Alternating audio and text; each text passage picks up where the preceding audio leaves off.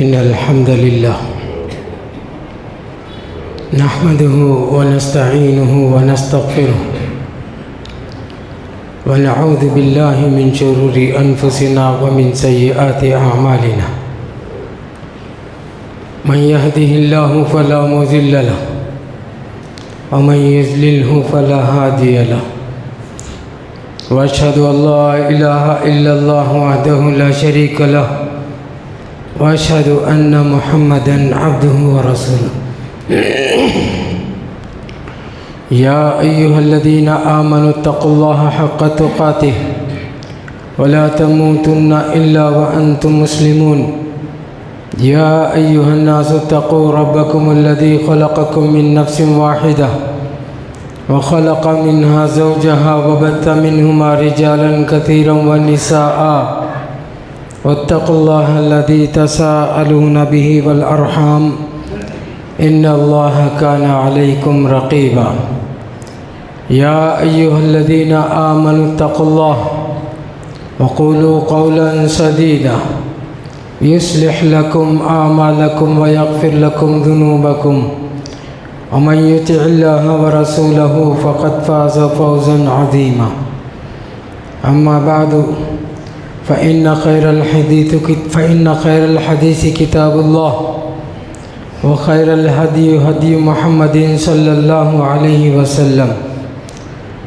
وشر الأمور محدثاتها وكل محدثة بدعة وكل بدعة ضلالة الضلالة في النار فأعوذ بالله السميع العليم من الشيطان الرجيم من همزه ونفخه ونفثه بسم الله الرحمن الرحيم قاف والقرآن المجيد بل عجبوا أن جاءهم منذر منهم فقال الكافرون هذا شيء عجيب أإذا متنا وكنا ترابا ذلك رجع بعيد قد علمنا ما تنقص الأرض منهم وعندنا كتاب حفيظ بل كذبوا بالحق لما جاءهم فهم في أمر مريج وقال الله عز وجل أعوذ بالله من الشيطان الرجيم بسم الله الرحمن الرحيم يا أيها الذين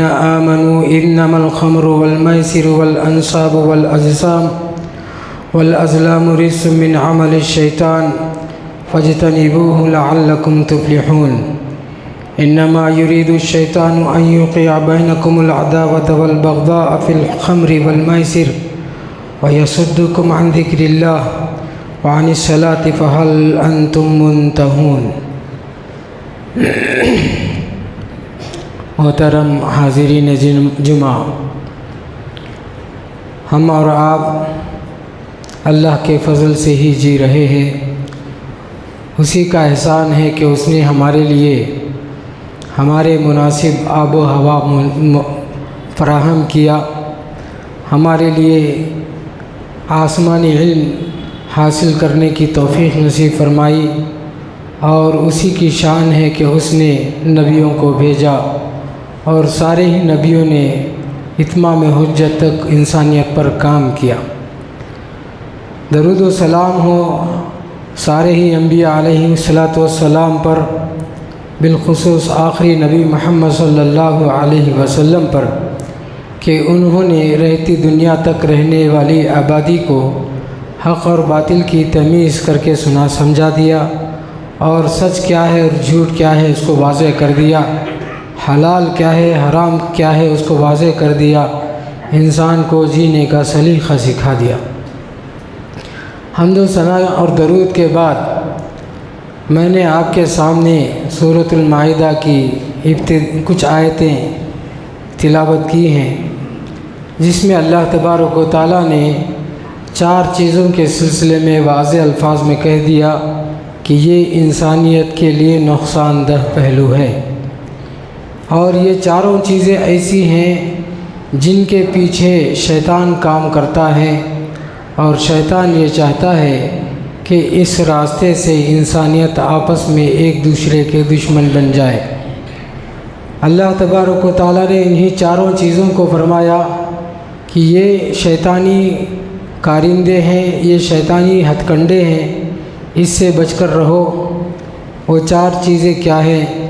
فرمایا یا ایھا الذین آمنوا انما الخمر والمیسر والانصاب والازلام رجس من عمل الشیطان۔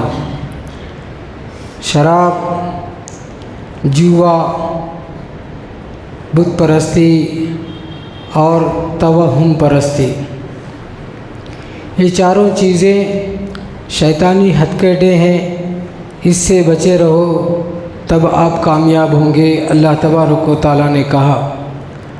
بالخصوص شراب اور جوا سے متعلق اللہ تعالیٰ نے اور بھی وضاحت کے ساتھ سمجھا دیا کہ شیطان اس راستے سے انسانوں کے درمیان پھوٹ ڈالنا چاہتا ہے اور انسان کا دشمن ہو جائے، ایک دوسرے کے سلسلے میں بغض پالے، یہ اس کا ایجنڈا ہے، یہ اس کا مقصد ہے، اس لیے بھی اس سے بچ کر رہنا ضروری ہے۔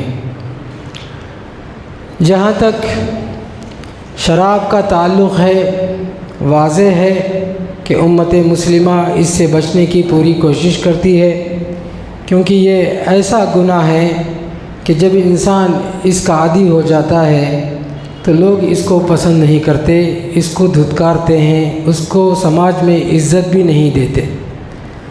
عزت نفس کے خاطر یا خاندان کی عزت کی خاطر یا سماج میں اپنے عزت کی خاطر، قبیلے میں عزت کی خاطر آدمی یہ گناہ میں جلدی ملوث نہیں ہوتا ہے، اور شریعت میں اس کی قباحت اتنی ہے کہ رسول اللہ صلی اللہ علیہ وسلم نے کہا کہ جو انسان شراب کا عادی ہوتا ہے یا کسی بھی قسم کا نشہ کا عادی ہوتا ہے، نشہ کی شکلیں کچھ بھی ہو سکتی ہیں، کسی بھی شکل میں نشہ بدل سکتی ہیں، جو انسان شراب یا نشہ کا عادی ہوتا ہے اللہ تعالیٰ اس کو دوزخ میں دوزخیوں کا پسینہ پلاتا ہے۔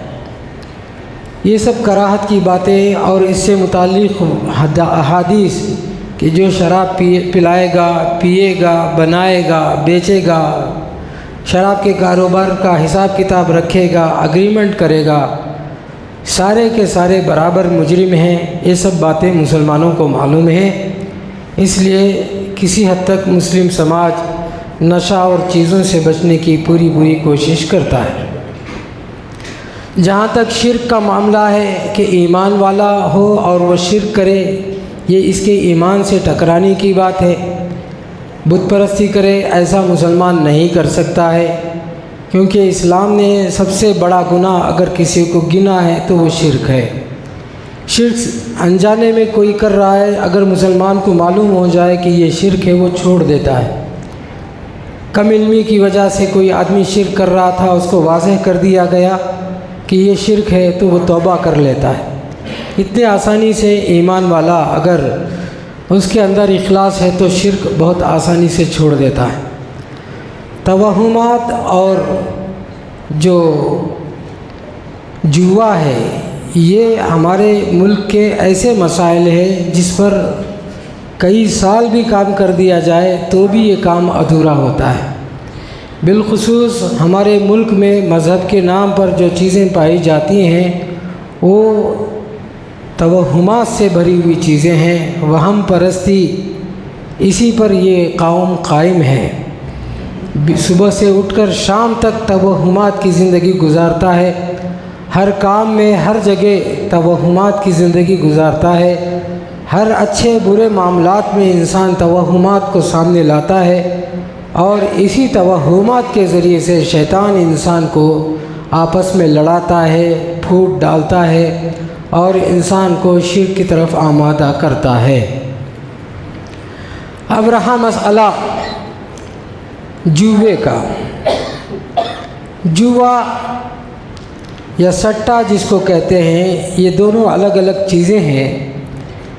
سمجھنے اور سمجھانے کے لیے یہ دونوں کے لیے جوا کا لفظ عام فہم ہے۔ جوا میں اور سٹا میں اصل میں فرق یہ ہے کہ جوا عام جو داؤ پہ چیزیں لگائی جاتی ہے، کھانے پر، پیسوں پر جو چیزوں کو لگایا جاتا ہے وہ جوا ہے، اور سٹا کاروبار ہے۔ یہ عام فرق سمجھنے کے لیے سمجھانے کی باتیں ہیں، ورنہ دونوں کی پیچھے شیطان ہی کام کرتا ہے۔ جوا عربی میں اس کو قمار کہا جاتا ہے، اور سٹا کو عربی میں میسر کہا جاتا ہے۔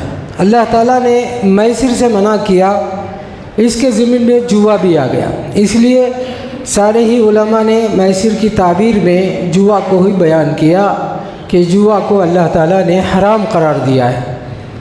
اب جوا کن چیزوں پر ہوتا ہے؟ عام طور سے ہمارے مسلم سماج کے لوگ یہ سمجھتے ہیں کہ جوا شطرنج پر ہوتا ہے، جس میں گھوڑا، اونٹ اور ہاتھی اور فلاں کے سمبلز ہوتے ہیں، وہ لڑتے ہیں، اس کے ذریعے سے وہ کھیل کھیلا جاتا ہے۔ اسی کو عام طور سے لوگ سٹا سمجھتے ہیں، یا نہیں تو جو پتے ہوتے ہیں اس پتے کو عموماً مسلمان سٹا یا جوا سمجھتے ہیں، جبکہ جوا کی بہت سی ایسی شکلیں ہیں جو جانے انجانے میں مسلم سماج ملوث ہوتی جا رہی ہے۔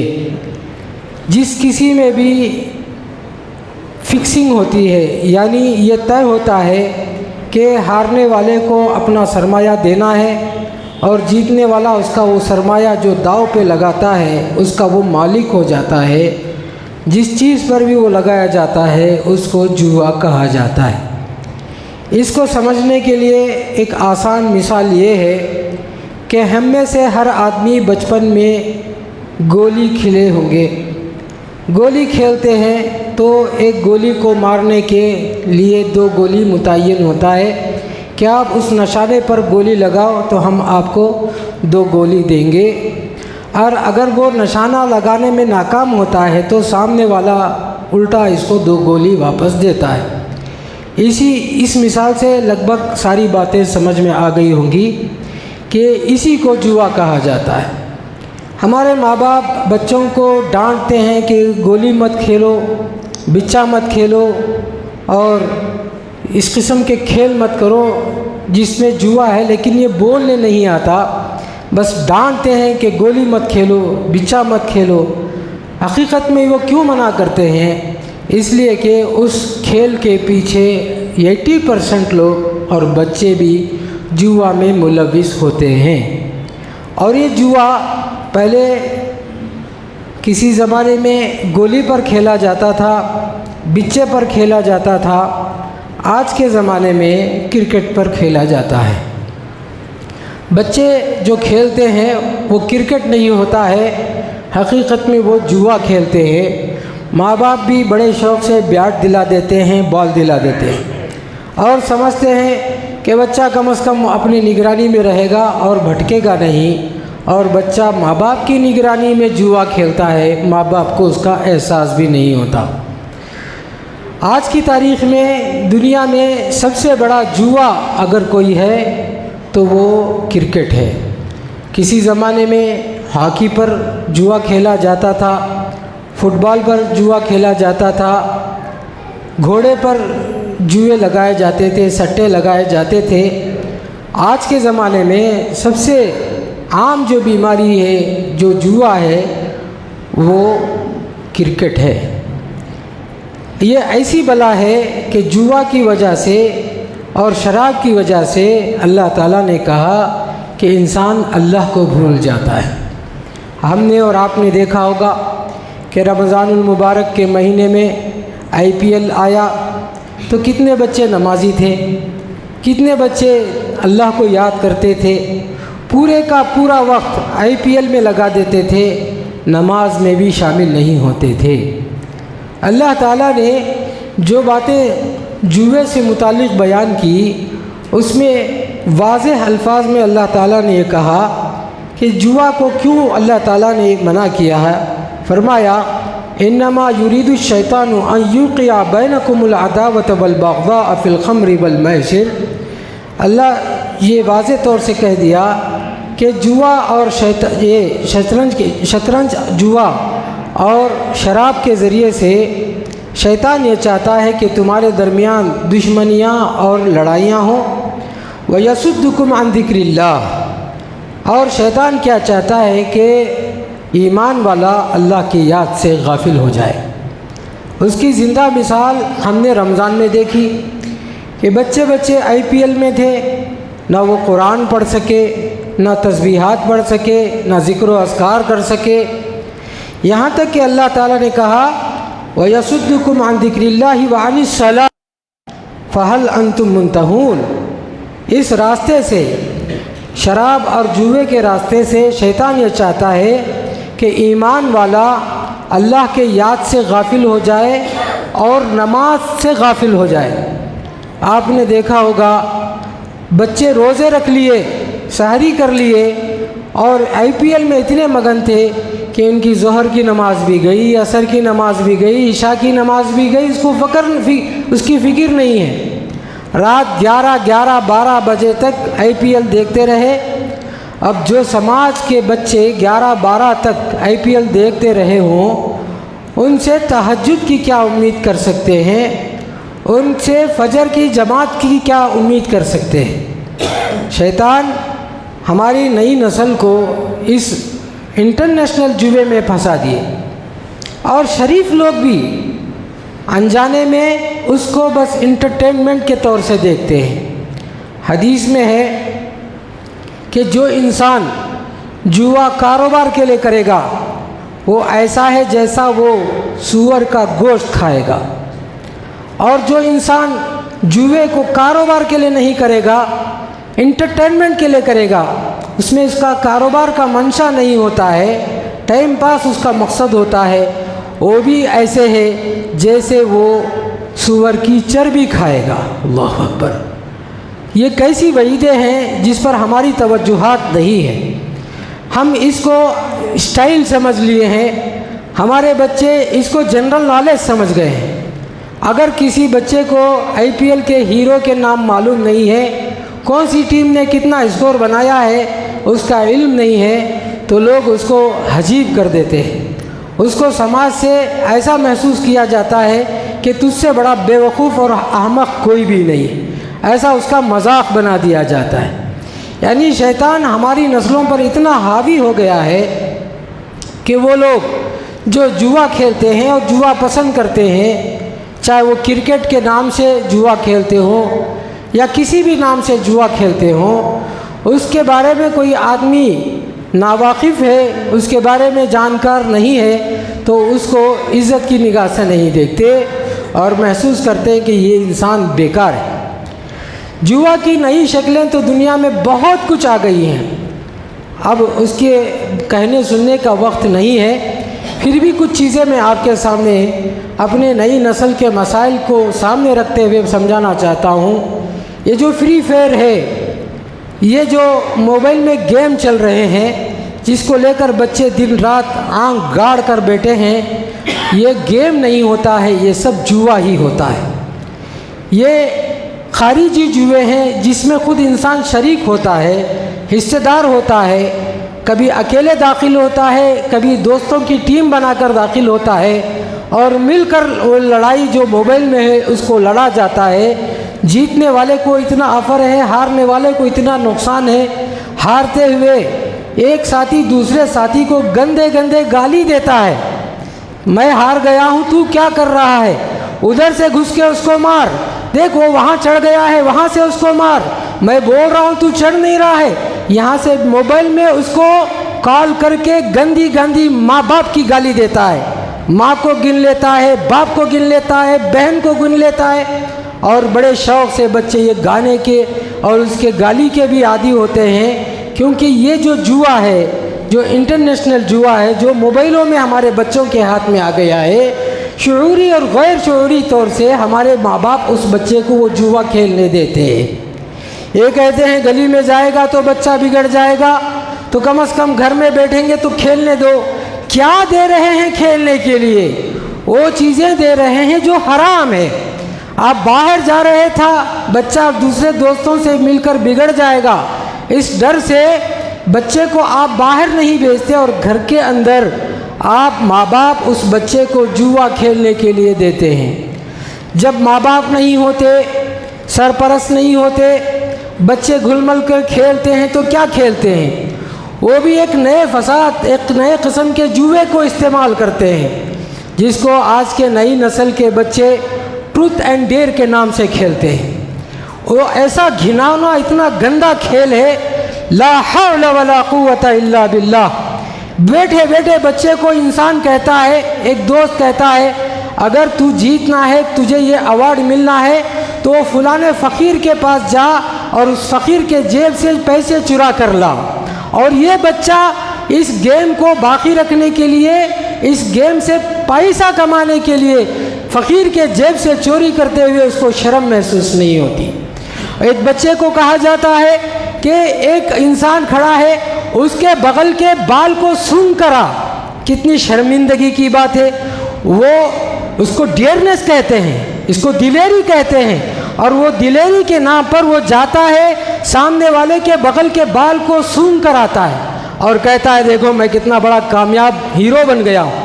اور اگر وہ نہیں کرے گا تو اس گروپ کو وہ پیسے دینا پڑے گا۔ کیسے کیسے قسم کے جوئے نئی نسل میں داخل ہو چکے ہیں، کہنے کے لیے گھنٹوں چاہیے، اور ایک ایک سبجیکٹ پر مستقل بیانات کی ضرورت ہے، ایسے موضوعات ہیں۔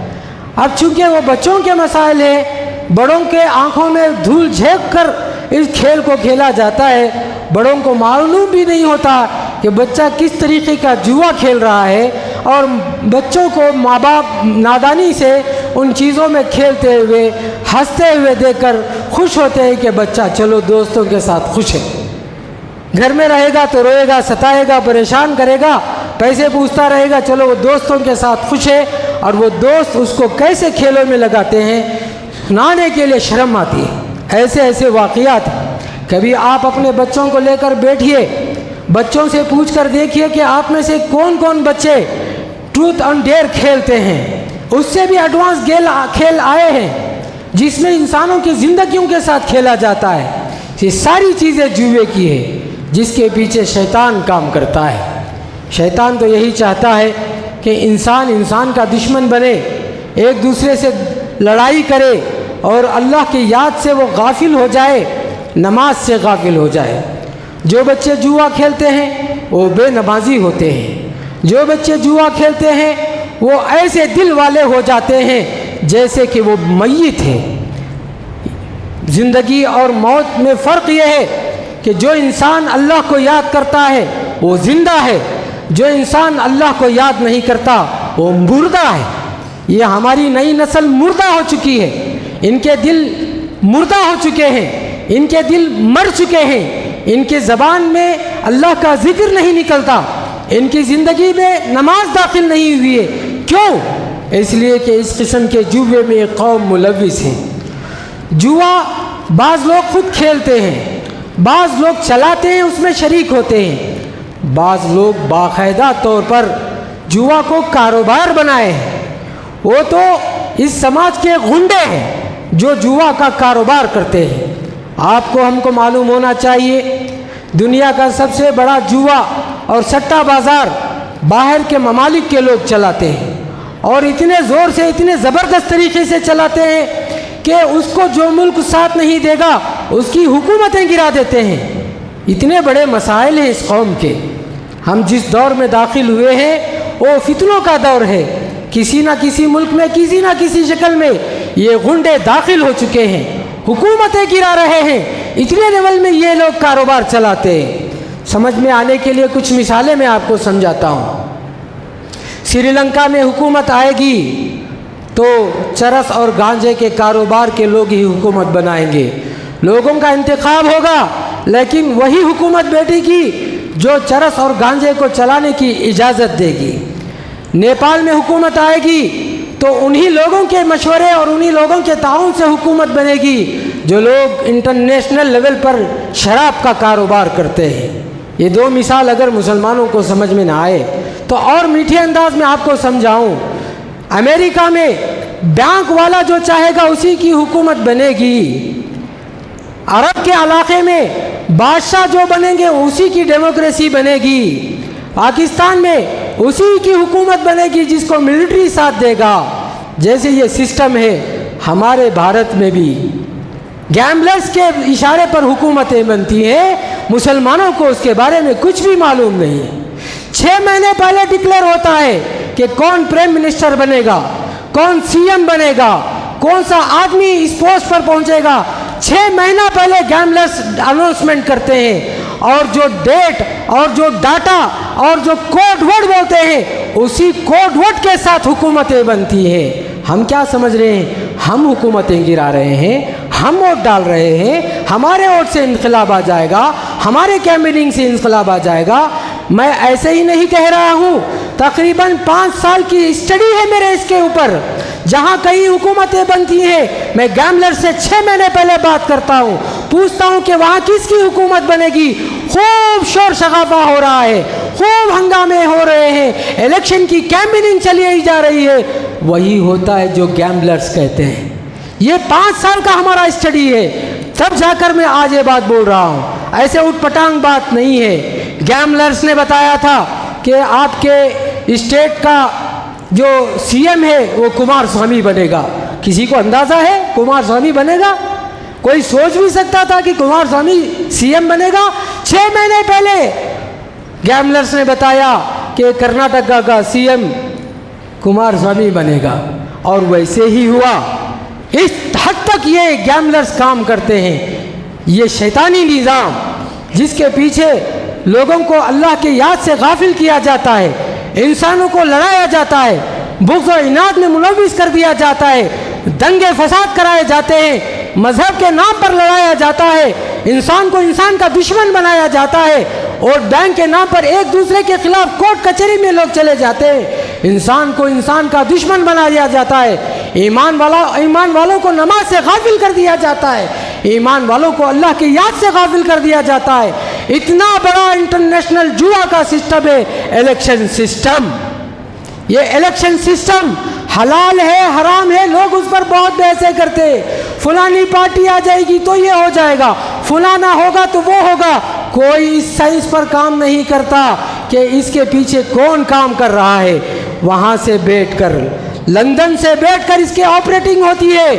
گیمبلرز وہاں بیٹھے ہیں, وہاں بیٹھ کر یہاں پارٹیوں کو جتاتے ہیں, وہاں بیٹھ کر یہاں ای وی ایم میں گھوٹالا کرایا جاتا ہے, وہاں بیٹھ کر یہاں کے لوگوں کو خریدا جاتا ہے, اور پولنگ بوتھ پر ان کے نمائندے بیٹھ کر کام کرتے ہیں. وہاں سے بیٹھ کر اس کو آپریٹ کیا جاتا ہے. انٹرنیشنل جوا ہے جس میں سارے لوگ ملوث ہوتے ہیں, پیسے لگائے جاتے ہیں. کتنی پارٹی کتنے سیٹ سے جیتے گی, کون سے جگہ میں کون سی ایم بنے گا, کس پارٹی کا کیا ویلیو ہوگا, کس کی کتنی ویلیوم ہوگی, سب پر ہر بات پر جوا لگایا جاتا ہے, پیسے لگایا جاتا ہے, اس پر پیسے کمایا جاتا ہے, اور یہ چلایا جاتا ہے. اور چلانے والے کو اس میں کیا فائدہ ہے؟ چلانے والے کو اس میں کیا؟ اس کو سمجھنے کے لیے ایک مثال دو تو آپ کو سمجھ میں آ جائے گا. 3 قسم کی پارٹیاں ہوتی ہیں. مثال سمجھنے کے لیے میں ایکس وائی زیڈ بولتا ہوں. ایکس کی پولنگ بوتھ پر اگر 1 لاکھ لوگ ووٹ ڈالیں گے, لوگ کہیں گے کہ اس کو 1 لاکھ ووٹ ڈالیں گے. وائی کے کمیونٹی پر کہیں گے کہ اس پر 50 لوگ ووٹ ڈالیں گے, اور کہا جاتا ہے کسی میں کہ 100 ڈالیں گے. 3 پارٹی کے لیے 3 ووٹنگ پڑے ہیں, 3 سٹا بازار کے لوگ پیسے لگائے ہیں. 1000 والا اگر جیت جائے تو جو 1000 والے پر پیسے لگایا ہے, جو کمپنی چلا رہی ہے وہ جتا کر دے گی, 1000 والے کو جتا کر دے گی. اگر 1000 والا جیت گیا تو یہ کمپنی جو سٹا بازار چلاتے ہیں اپنے جیب سے پیسے اٹھا کر لوگوں کو بانٹنا پڑے گا. جو ہارنے والا ہے اس کو جتائیں گے تو سٹا بازار چلانے والے کمپنی کو فائدہ ہوگا. سٹا بازار کمپنی کو اسی پارٹی سے فائدہ ہوگا جو پارٹی ہارتی ہے. اس لیے جو حکومتیں بنتی ہے وہ ہارنے والی بنتی ہیں. اس کو سمجھنے کی ضرورت ہے. جان بوجھ کر ایسی غلطیاں کرتے ہیں کہ لوگوں کے دلوں میں نفرتیں آ جائے. الیکشن کے ووٹنگ پولنگ سے 4 دن پہلے غنڈے موالی کو سیٹ دیا جاتا ہے تاکہ لوگ اس کو ووٹ نہ ڈالے, جب ووٹ نہ ڈالیں تو اس کو جتا کر لانے کی ذمہ داری، ٹھیکیداری، سپاری تو لندن کے گیملرز نے لے رکھی ہے۔ جو پارٹی ہارے گی ایسے گنڈے کو کھڑا کرے گی، گنڈے کو جتا کر لائیں گے تب اوپر جو کمپنی چل رہی ہے اس کو فائدہ ہوگا۔ ہمارے آپ کے ووٹنگ سے کچھ نہیں ہوتا ہے، یہ ایک بہت بڑا انٹرنیشنل گیم ہے، گیملنگ ہے، اس کے پیچھے کام ہوتا ہے۔ اور چاہتے ہیں پارٹیاں کہ ایک دوسرے سے زیادہ بدنامی میں دوڑ لگائے، میں بدنام ہو جاؤں تو بدنام ہو جائے، میں بڑا گنڈا بن جاؤں تو بڑا گنڈا بن جائے۔ اس کا مقصد کیا ہے؟ اس کا مقصد یہ ہے کہ جو گنڈا ہوگا، جو ہارے گا، اسی کو گیملرز جتا کر لائے گا، اور جب گیملرز وہاں سے بیٹھ کر جتائے گا ہمارے ملک پر ان کی حکومتیں چلے گی۔ اللہ تعالی ہم سماج کو صحیح سمجھ نصیب فرمائے۔ اگر مسلمان اس کو سمجھا نہیں، پچھلے 50 سال تو مار کھائے، اگلے 50 سال بھی مار کھائیں گے، ہماری قوم کو کوئی نہیں بچا پائے گا۔ اور ایک بات واضح کر دوں، اگر میرے اس بیان سے کوئی جوا کا راستہ اختیار کر لیا، سٹہ بازار کا راستہ اختیار کر لیا، یاد رکھیے اللہ اس کے رسول نے کہہ دیا کہ یہ تمہارے لیے حرام ہے، حرام ہے، حرام۔ اگر تم جوا کا راستہ اختیار کر لیے، الیکشن کو ذریعہ آمدنی بنا لیے، سٹہ بازار میں پیسے لگا لیے، تو یہ آپ پر حرام ہے، آپ کا خوراک حرام ہو جائے گا، اللہ کے ہاں حساب دینا ہوگا۔ اللہ کے انبیاء علیہ السلام اس بات کو واضح انداز میں کہہ دینے کے بعد کہتے تھے کہ ہمارے ذمے صرف بات کو واضح انداز میں رکھ دینا ہے۔ کوئی اس انفارمیشن کی بنیاد کو لے کر جوئے کے کاروبار شروع کرتا ہے، وہ ہوگا، وہ اللہ اس کو جان لے گا، ہم اس کے ذمہ دار نہیں ہے۔ آخری میں بات کہہ کے بات ختم کر دوں کہ اللہ تبارک و تعالیٰ سے ہم نے دعا نہیں کی، ہم نے لیلۃ القدر کو گنوا دیا۔ قدر کے رات میں اللہ تعالیٰ فیصلے کر رہا تھا، پہلے ہی قدر کی رات میں لیلۃ القدر میں ہی فیصلہ ہو گیا کہ ہمارے ملک کا پرائم منسٹر کون ہوگا، ہم نے اس کو گنوا۔ تو کوشش کرو جمعہ کے موقع پر کہ ہو سکتا ہے اللہ تعالیٰ کوئی خیر کا فیصلہ لائے اور ظالموں کا نظام ختم ہو جائے، شیطانوں کے ہتھ کنڈے ختم ہو جائے، گیملرز کے منہ کالا ہو جائے، دنیا کو سامنے سے آ جائے کہ گیم کیا چل رہا ہے اور کھلایا کیا جا رہا ہے۔ اللہ تعالیٰ ہم سب کو ہر پیمانے سے جوا اور سٹہ بازار سے بچنے کی توفیق نصیب فرمائے۔ بارک اللہ لنا ولکم فی القرآن المجید ونفعنا وإیاکم بالآیات والذکر الحکیم انہ تعالی جواد کریم ملک بر رؤوف رحیم رب حلیم۔